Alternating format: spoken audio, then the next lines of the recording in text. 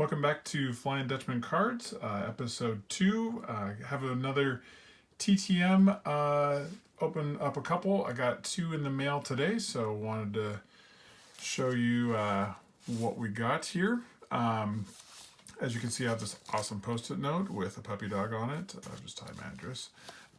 So one of these one's from Dallas, and then one is from Illinois. So we're going to go ahead and open those up, and then also I want to go through and just show you the I've been collecting TTM autographs from 89 Topps, and so we'll go through that and just review those ones. Hopefully these ones have some signatures from 89 Topps as well, so we can add those to the collection. So we'll go ahead and get started here. I think this one, it's the other one here. This one's got a little ding on it. Hopefully that didn't compromise anything with cards. I don't think so. They feel like they're back here. So let's go ahead and open this one first. So open. This is one tip that I got from I think watching another YouTube video of someone who does TTM requests, is to do the self-sealing envelopes. Just makes it easy so they don't have to like lick the envelope, and then it's sealed as well. So I heard about one person that was like, it wasn't even sealed, and luckily my cards got back. So so let's sneak this out here. So I got my index card there, and we'll see who we got. Oh, nice, Danny Darwin. So this was one that I was excited about. I saw him on TTM Manager, saw that he signed, and I was like, hey, I remember watching him pitch. So got a 92 score. And what I've tried to kind of do when I've been sending these is try to find different years, different brands, and different teams that they're on, just kind of get a representative sample of their careers. Anytime I can get old school Astros, always going to grab those ones with a little tequila sunrise on this side there. So 91 upper deck, 89 score. This is one of my favorite sets growing up, so I threw that one in. Nice, 89 Topps. Add that to the collection. I don't know if you can see that, but there's it's like this weird bleed that we get on those. And I read a few things about like conditioning cards before you send them out. I might try that on some new ones, just because I feel like that's been happening. So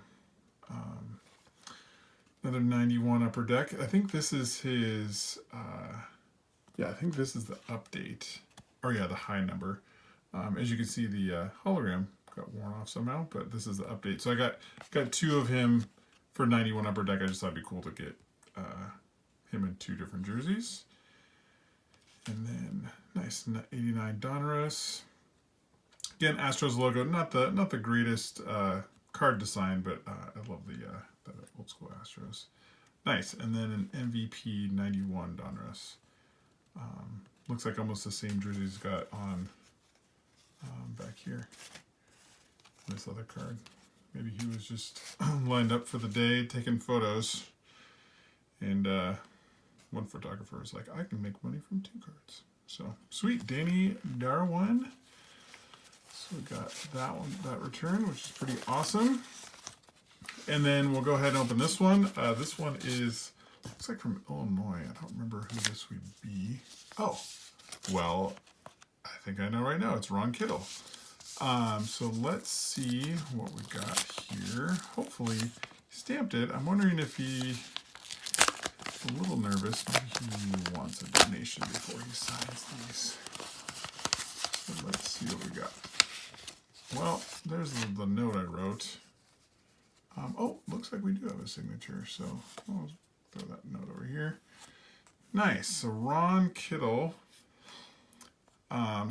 Lead off with 89 Topps right there. That's awesome. He had some awesome glasses back there in late 80s, early 90s. 89 upper deck, hanging out at the batting cage. Good action shot. Try to always, I've been throwing in like the 89 upper deck just because that's one of my favorite sets as well. Just because I think those ones are cool, but the picture's not super entertaining. But so try to throw in some action shots as well. So 89 score. Oh, nice. That's a cool one. Just right off the end of the bat. This is also one of my other favorite logos. Just in between, the White Sox had this cool kind of C logo. I actually visited Cooperstown when I was in high school and bought that hat when I was there, which was pretty sweet. So they only had it for a couple years. It was like Frank Thomas's rookie year. They had it. Oh yeah, there it is. There's a better shot of that. So this I knew wasn't going to be a great card for getting signed, but I was like, I want to get it signed because that's the sweetest hat ever. So awesome. So Ron Kittle got 6 cards back from him. So yeah, that's a good one. And I was like getting ones that have, you know, kind of interesting signatures. So these ones definitely fall into that category. So sweet. Yeah, I'll have to go check out his website. I'll put the link in the description. You can also just type it in. So, but yeah, that'll be kind of interesting to check out. And then last, before we wrap up, just wanted to show you my other 89 Topps. So these are other submissions I've gotten in the past.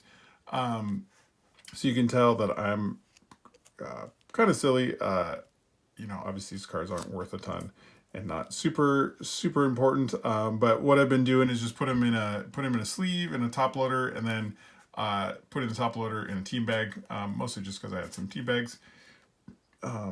And it makes them nice when you're going through them, so they're not scratching the top or the top loader.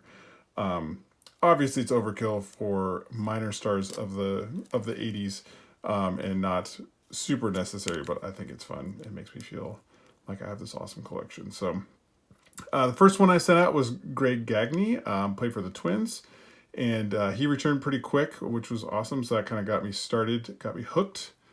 Dan Plesac, he's an analyst for MLB Network, so that's where I sent it, and he returned that one.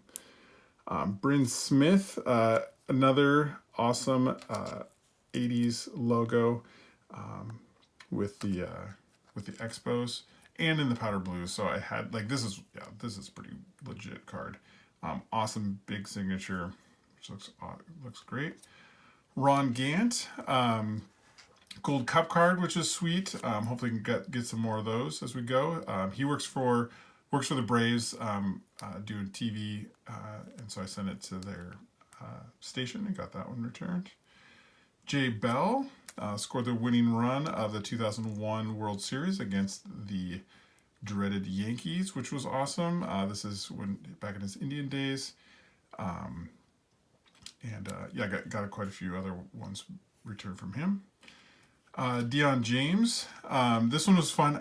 I realized looking through all of his cards, he'd always wear with his hat under his helmet, and I feel like obviously you'd like never see that anymore.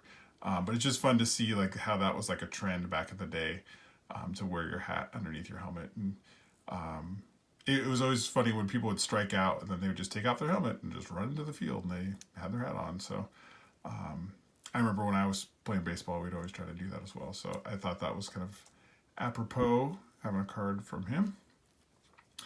Franklin Stubbs, he's got a big, nice flowing signature there, which is pretty fun. This is actually this is the corrected version, but there's an error version of this card, I think with the white Dodgers, which would be kind of cool to get signed at some point.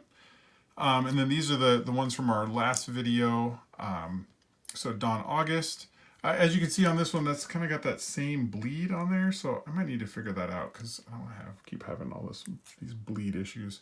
Not sure, you know, some of them, you know, that one looks a little bit, but it just depends, I think, on what kind of card or what kind of pen they're using.